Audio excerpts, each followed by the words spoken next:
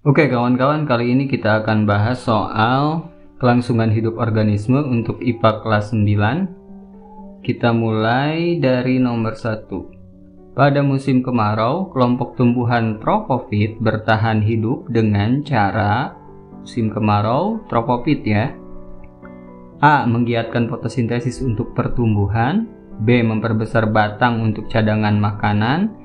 C. Memanjangkan akar untuk menyerap air. D. Menggugurkan daun untuk mengurangi penguapan. Nah, karena musim kemarau, jadi kita pilih D ya, menggugurkan daun untuk mengurangi penguapan. Contohnya adalah seperti pohon jati ya. Kemudian nomor 2, kaktus merupakan termasuk tumbuhan xerofit yang memodifikasi daun menjadi duri. Perilaku adaptasi seperti ini bertujuan untuk mengatasi A. Serangan musuh, B. Kekurangan makanan, C. Penguapan yang banyak, D. Suhu yang sangat rendah.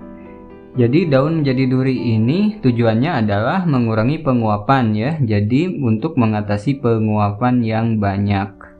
Kita pilih opsi C.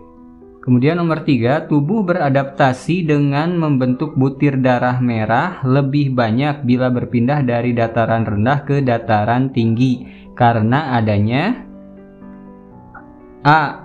Adaptasi fisiologi terhadap perubahan kadar oksigen lingkungan. B. Penyesuaian tingkah laku terhadap perubahan suhu udara. C. Adaptasi morfologi terhadap perubahan suhu udara. D. Penyesuaian fisiologi terhadap cuaca daerah pegunungan. Jadi ketika kita ke daerah yang lebih tinggi karena kadar oksigennya lebih rendah, tubuh membentuk butir darah merah yang lebih banyak. Karena itu disebut adaptasi fisiologi terhadap perubahan kadar oksigen. Kita pilih opsi A. Kemudian selanjutnya nomor 4, kupu-kupu memiliki tipe mulut pengisap. Hal ini merupakan contoh adaptasi.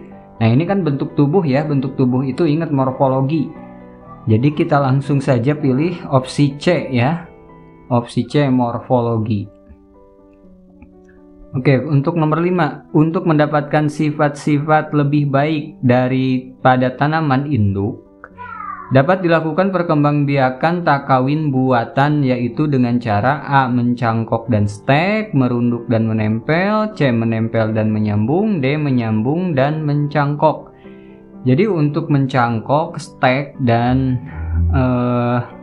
satu lagi apa ya, merunduk. Merunduk itu jika kita sudah memiliki induk dan kita ingin tanaman itu sama seperti induknya gitu ya. Tapi kalau misalnya untuk sifat yang lebih baik daripada tanaman induk, kita lakukan menempel dan menyambung. Kita pilih opsi C. Selanjutnya nomor 6, reproduksi secara amitosis terdapat pada organisme. Organisme di bawah ini adalah A. Lumut, B. Paku, tumbuhan paku, C. Alga spirulina, D. Cacing planaria. Untuk amitosis biasanya kepada tumbuhan makhluk hidup bersel satu ya, contohnya alga spirulina. Kemudian nomor 7, ciri-ciri dari lumba-lumba sebagai berikut. A. Alat gerak dengan menggunakan sirip. Dua, bentuk tubuh loncong mirip torpedo.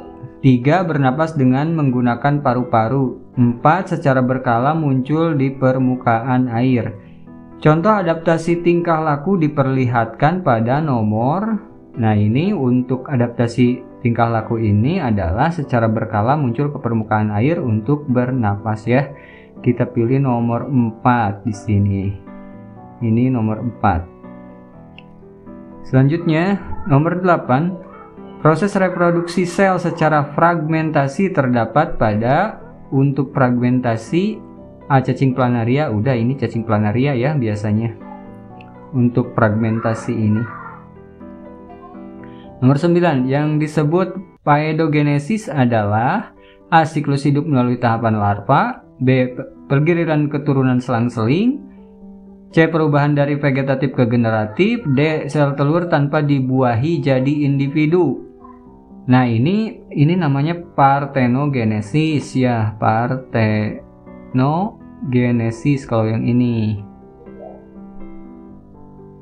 Kalau paedogenesis adalah siklus hidup melalui larva, kita pilih opsi A. Selanjutnya, nomor 10, proses perkembangbiakan hewan hidra secara vegetatif dengan, nah untuk hidra secara vegetatif dia adalah membentuk tunas ya, atau buding. Jadi kita langsung pilih opsi A nih, pembentukan tunas atau budding. Kemudian nomor 11, adaptasi dari ikan di air tawar adalah dengan adaptasi ikan air tawar itu dia sedikit minum dan urinnya banyak. Jadi langsung saja kita pilih opsi A ya di sini. Selanjutnya, reproduksi tumbuhan secara vegetatif alami antara lain ada di bawah ini kecuali A membelah diri, B tunas biasa, C tunas adventif, D berkonjugasi. Nah, kalau di sini ya membelah diri, tunas biasa, tunas adventif ini merupakan ya untuk tumbuhan ada gitu. Kalau misalnya konjugasi biasanya ada di bakteri atau paramecium ya, protozoa. Nah, kita pilih opsi D. Kemudian nomor 13, faktor yang didapat dari lingkungan akan diwariskan melalui proses adaptasi merupakan pendapat dari. Nah, ini faktor dari lingkungan diwariskan melalui proses adaptasi, merupakan pendapat dari, nah ini itu pendapat dari Lamarck ya, kita pilih opsi B. Nah, kalau misalnya Charles Darwin ini tentang seleksi alam.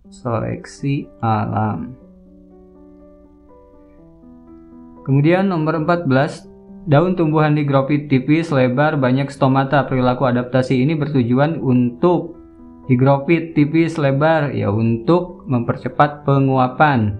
Jadi kita pilih opsi C.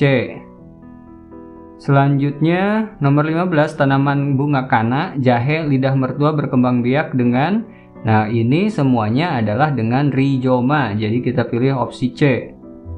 Kemudian makhluk hidup yang berkembang biak dengan cara partenogenesis ialah, nah ini yang tadi kita sebutkan ya. Partenogenesis itu dia sel telur tanpa dibuahi menjadi individu. Contohnya adalah di lebah madu. Kita pilih opsi A.